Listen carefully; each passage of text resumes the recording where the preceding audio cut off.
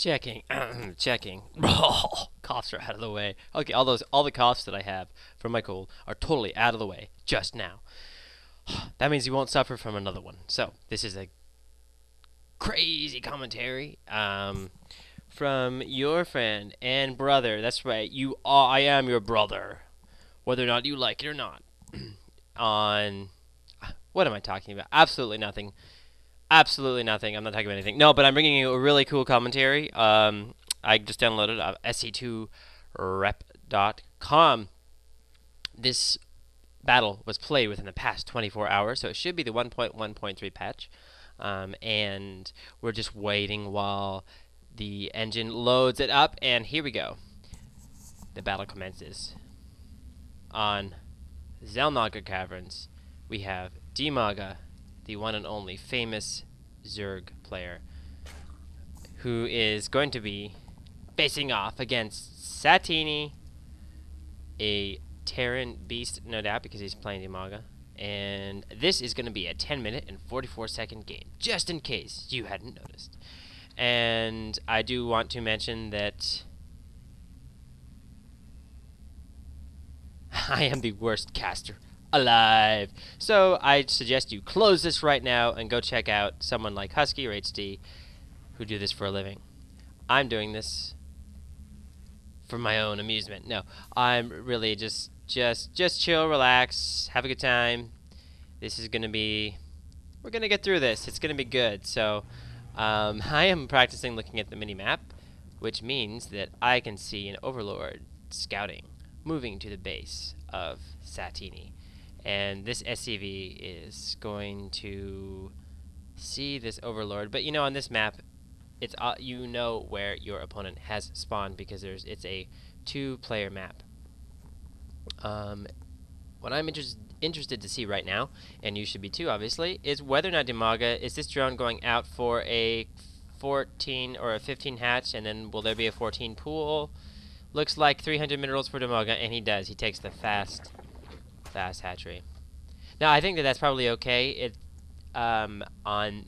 a kind of long rush distance. Let's do the woozy rush distance thing you do. There we go. See, it kind of takes a while. I've made my point, right? To get to the opponent's base, so this is probably pretty safe. But I think Dimaga is, you know, Zerg players sometimes they just do these 15 pools hatcheries blind. Some of them, the professionals, even if it is a short rush distance, like on a Seps of War game. So I think Dimaga might just be doing his normal build, and here's the 14 pool. A fast expansion from Satiini, and a little bit of a wall off here with the supply depot and barracks. I like that. This overlord is opting to chill right here near the Zelnaga tower. And this SCV is making his presence known in the base of Dimaga. The hatchery is almost done, and we will have to just see what tech choices Dimaga chooses to make in this game. Will he go Mutalisks, or will he go for Hydras? Lately, Zerg players have been making roaches. Here we see the Roach Warren. They always made roaches, but now, especially with that 4 range, I feel like they're relying on roaches more than they used to.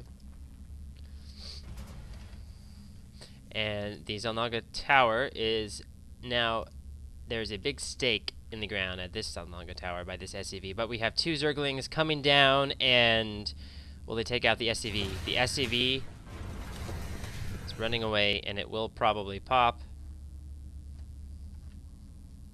Come on, SCV, blow up.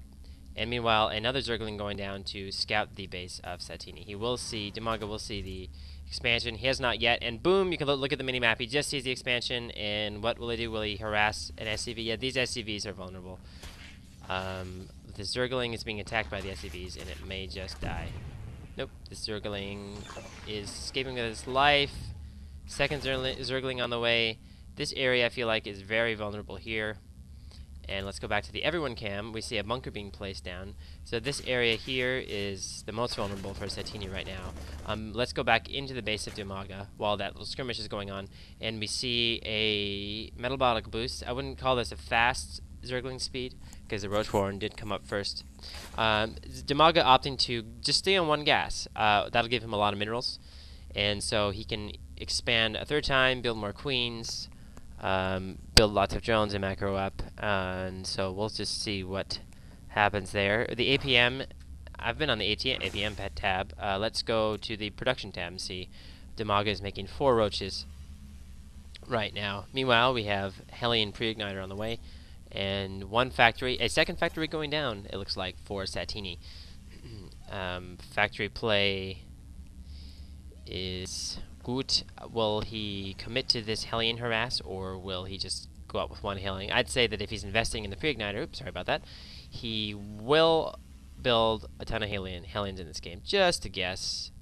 I'm not really familiar with the style of Satiini, so it's hard for me to really tell.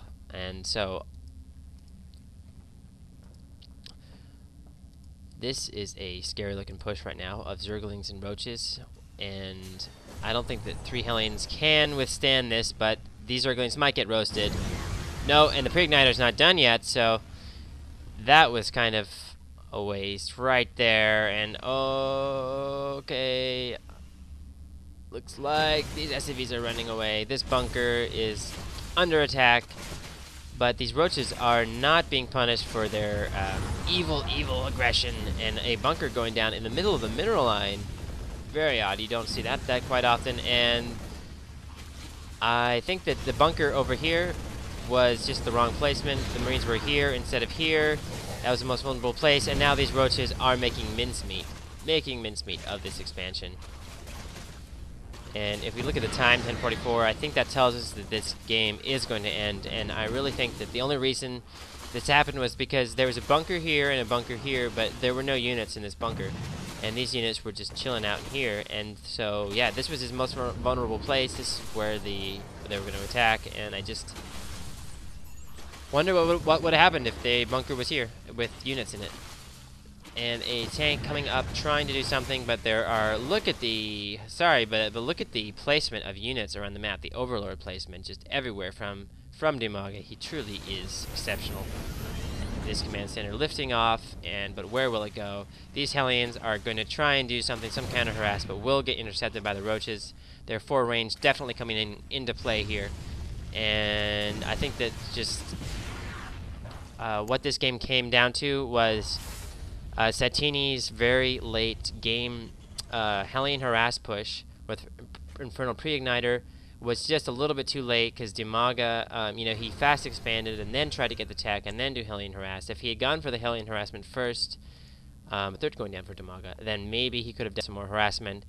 It's hard as a Terran player, I think, or as any player, even Protoss, if you stay on 1 base, you can harass the natural. You'll have more units, more tech to harass the natural of the Zerg, because they do throw down that early expansion. But if you decide to early expand yourself, it's harder to go for a quick harassment.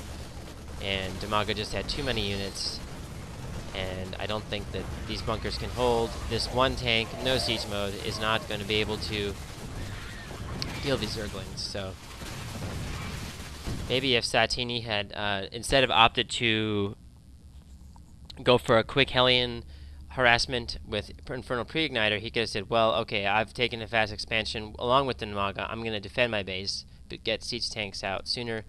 But, we'll just never know what went through the mind of Satiini. So this was a Galaxy commentary. Please subscribe. I hope you enjoyed.